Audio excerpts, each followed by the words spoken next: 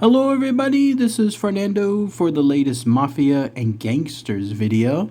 I thought I would mix this one in here while I'm continuing to do your cryptids and monster suggestions. Please keep them coming. I'm going to be doing a few more of these and then I'll switch over to another new playlist. With this one, it's from a website called Quora.com, and in it, I'm going to go ahead and feature 4, maybe 5 encounters associated with the Mafia. Some of them are actually almost straight out of a movie. Some of them are pretty short, the other one's a little bit longer, but I thought it would be a nice treat for you Mafia fans out there.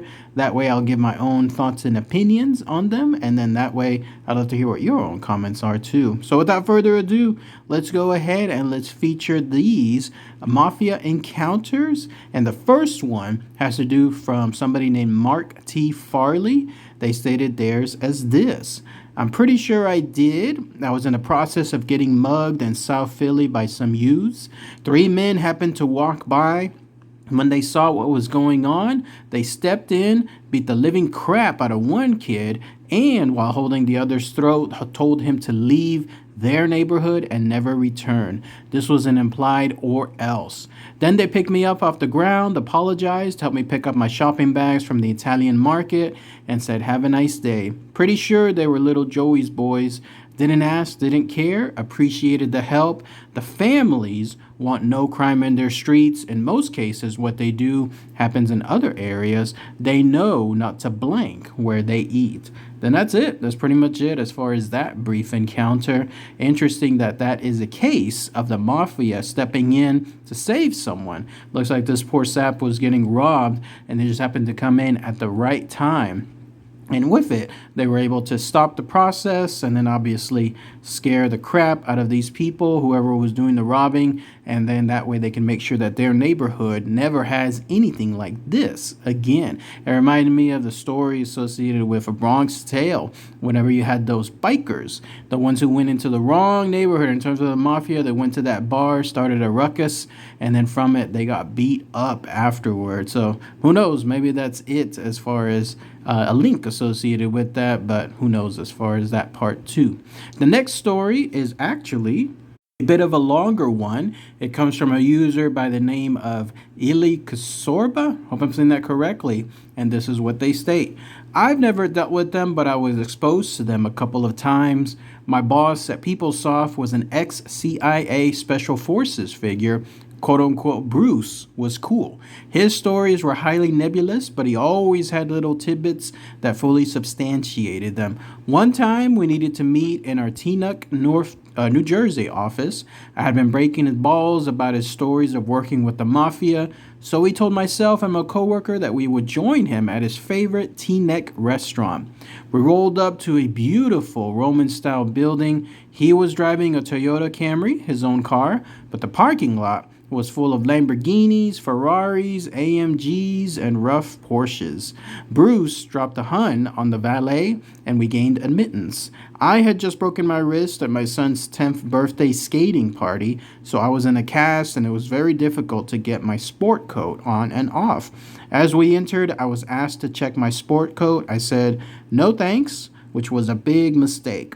I walked by a guy singing at the piano who appeared to be Tony Bennett. I looked at Bruce and he just nodded.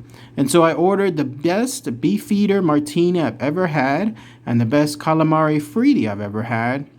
After 3 more martinis and the main course coming out, I tottered out to the bathroom to relieve myself. The lavatory was beautiful and wonderfully clean.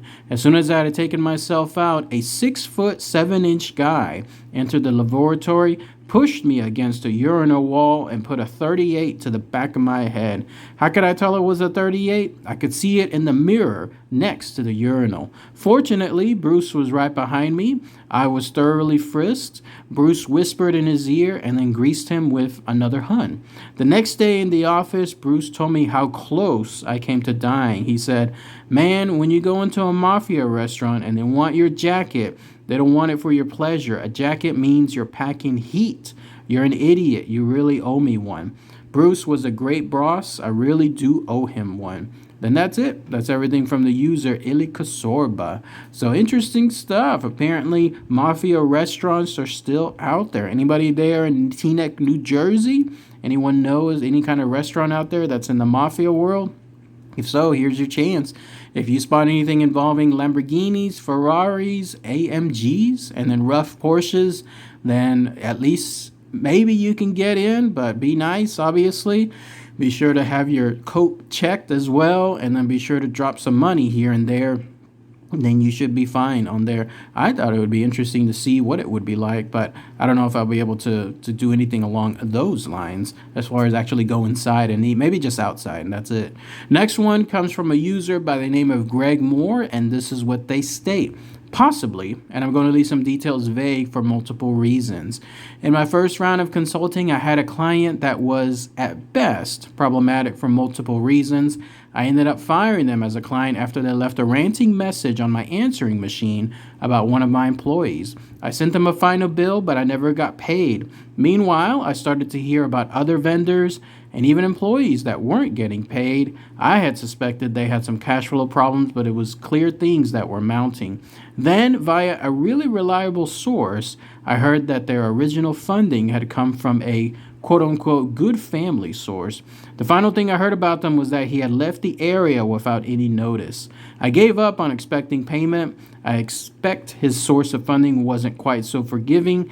I honestly have no idea what happened to him. Then that's it. That's everything associated with the user, Greg Moore. So let's talk about that here. So it's implied, it's a little vague when it comes to the story, but it's implied that one of his clients wasn't paying him, and in turn, it looks like they weren't paying the other party, whoever that was, a quote-unquote good family source. And so because of it, this anonymous client ended up running away, and then that's the last that they were ever heard of. He didn't mention anything about it being like forever, but it seems like at least in that area, so who knows what happened to them. Interesting, I was just watching Casino the other day, and there's multiple scenes of Spilatro, Anthony Spilatro's character, and the way he was asking multiple times, where's the money? Where's the money? And there's scenes where he implies, obviously the bad things that's going to happen to several people if they don't get paid. So I'm wondering if that's going to happen in this case for this anonymous person. Do you think they ever left the area safely? Did they come back? Did something happen to them? Are they 6 feet under? I don't know. Let's see. Next one comes from a user by the name of Suzette Elishpach. I hope I'm saying that correctly. This is the longer one, and this is what they state. Sort of, well, at least a local drug dealer, reportedly with quote-unquote family connections, pulled a gun on me. This is what happened. I worked as a maid cleaning upper and vacation homes during the summer. Many of the homes were in the multi-million-dollar range. The wealthy owners would use these homes for vacations once a year. The rest of the time, they rented them to other wealthy people. On this occasion, I was to clean a large home that was built vertically up on a mountainside. The public rooms of the house were at the top street level. The remaining bedrooms were in 2 more levels below, but the master suite was on the lowest level of the house. The protocol was that I would knock or ring the bell 3 times before I let myself into the house. Sometimes the guests were there, but often not. On this occasion, I received no answer when I rang the bell, so I let myself into the house. I called out several times and no one answered, so I proceeded to clean the main floor and then went down to the 2nd level and cleaned there. I was in a powder room on the bottom level when a man stuck a gun in my face from about a foot away. "Who the blank are you?" he demanded.